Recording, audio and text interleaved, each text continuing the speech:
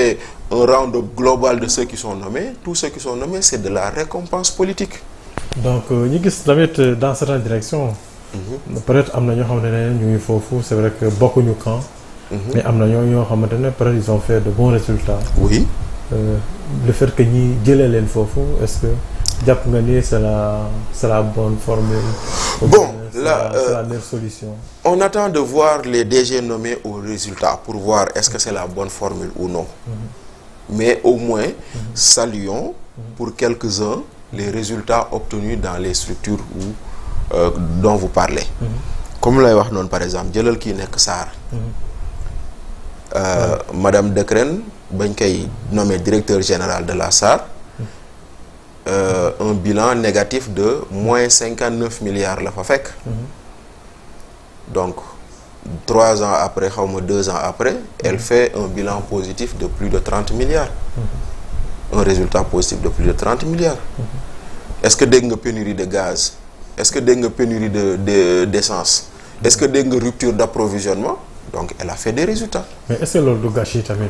Oui, mais bon, c'est dommage. On peut le considérer comme un gâchis parce que effectivement, bu dee ñoom ñooy wax naan les meilleurs Sénégalais à la bonne place, je ne pense pas que remplacer Madame Decrène par quelqu'un dont on ne connaît pas, qui n'a en tout et pour tout comme était chef de projet que quelque part c'est la meilleure chose. Mais maintenant, on attend de voir. Xëy na moom bu ñëwee il peut faire plus que Madame Decrène te loolu la ñuy ñaan parce que képp ku ñu fal, quelles que soient nos réserves sur ces nominations, ñu ngi leen di ñaanal ñoom ñu def résultat. Parce que encore une fois, ils sont au pouvoir. Seen réussite c'est la réussite du Sénégal. Seen échec c'est l'échec du Sénégal. Personne ne leur souhaite l'échec. On leur souhaite de réussir.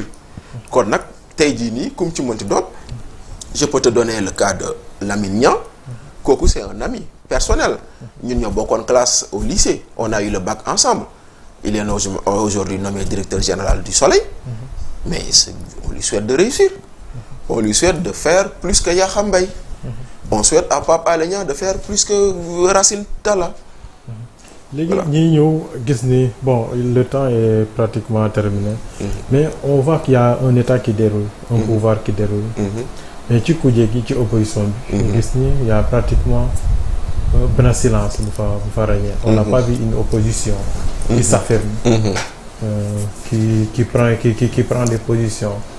Est-ce que situation bi nii mi ngi mel d'abord ci opposition bi tey qui est le chef de l'opposition? Non, selon les bon, si on reste sur les résultats, le chef de l'opposition c'est Amadou Ba, c'est lui qui arrive deuxième à l'élection. Mais il était le candidat de Benno Bokk Yakaar.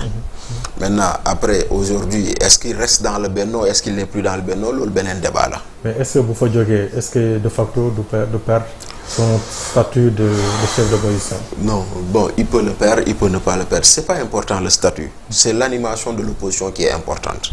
Mais ba tey dañoo. Voilà, maintenant après aujourd'hui regarde qu'est-ce qui se passe. C'est des gens comme nous qui analysons qu'on qualifie d'opposants parce que nous sommes critiques à leur endroit et on nous reproche de dire que vous ne leur donnez pas du temps. Ils viennent d'arriver mayoo leen temps xam nga ñun fu mu toll nii loolu la ñu nekk di wax man sama classe bi les gens disent waay weer rek ngeen commencé critiquer mais oui on va critiquer, on continuera à critiquer parce que on va critiquer par rapport au discours d'hier que les gens ont tenu et qui est aujourd'hui en déphasage avec ce qu'ils sont en train de faire. Le temps est un peu court malheureusement mais ñooñu digoon ni bu ñu ñëwee dañuy wàññi njëgu ceeb bi. Aujourd'hui on est en train de nous dire non garaawul muñ leen toog leen xaar leen. Hier on nous disait que les inondations c'est l'incompétence du pouvoir en place. Aujourd'hui le Premier ministre est en train de nous dire les inondations c'est parce que ñun Sénégalais yi ñoo indisciplinés moo tax inondation yi am ñoo dem dëkk fu ñu warta dëkk et cetera alors que hier il ne disait pas ça. Donc tu vois aujourd'hui malheureusement ceux qui sont au pouvoir à part des gens qui se justifient avec la publication des rapports yu génn nii du gisoo kenn ku leen critiquer. Donc finalement est-ce que vous ne portez pas le combat de l'opposition? Non, ben c'est bon, nous on porte le combat de nous-mêmes. C'est pas le combat de l'opposition. Ce que j'appelle le combat de nous-mêmes, suñu xalaat la ñuy wax ñun. Nous ne sommes pas des opposants. Nous ne sommes pas de Benno Bokk Yaakaar ni keneen ak keneen.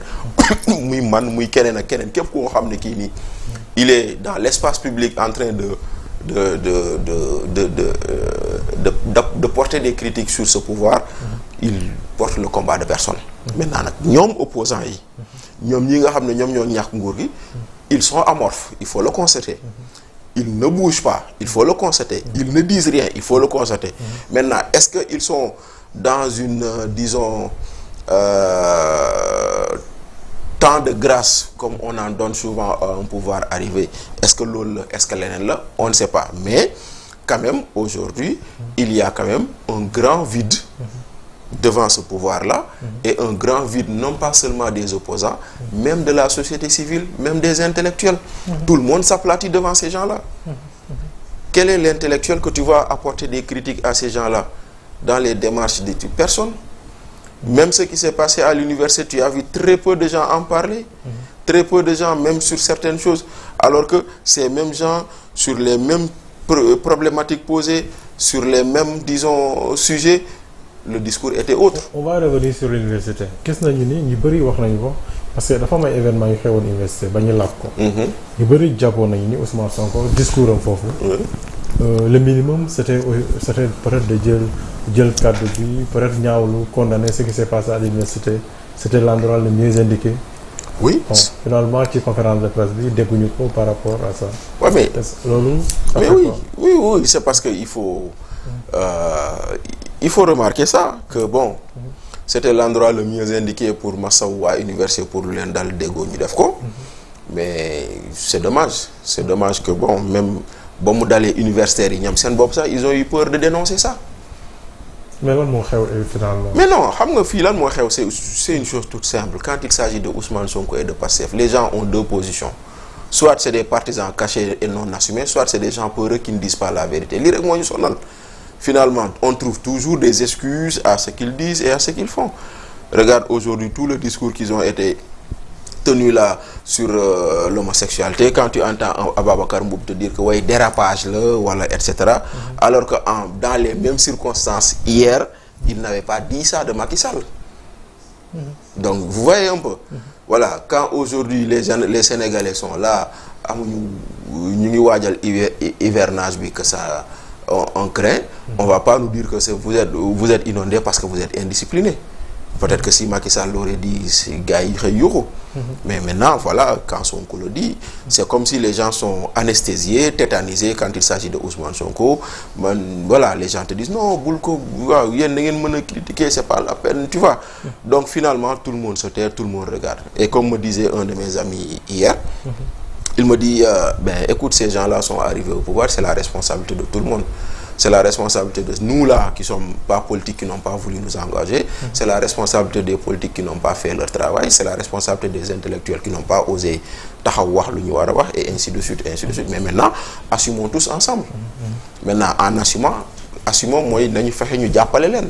Encore une fois, dañu leen war a jàppale. ñi nekk ci nguur gi pour ñu réussir. jàppale leen mooy wan leen yoon bi. Par exemple, nous quand on dit lii baaxul, c'est essayer de leur montrer lan mooy wan yoon bi. Am na koo xam ne xëy na mu ngi koy def ci suuf, mais des gens comme nous on préfère le faire publiquement pour que ça attire l'attention, ñu xam ni lii ngeen def nii moytul baaxul wala lii moo ko gën, et cetera. Parce que effectivement nous voulons que ça réussisse et ça doit réussir pour les Sénégalais.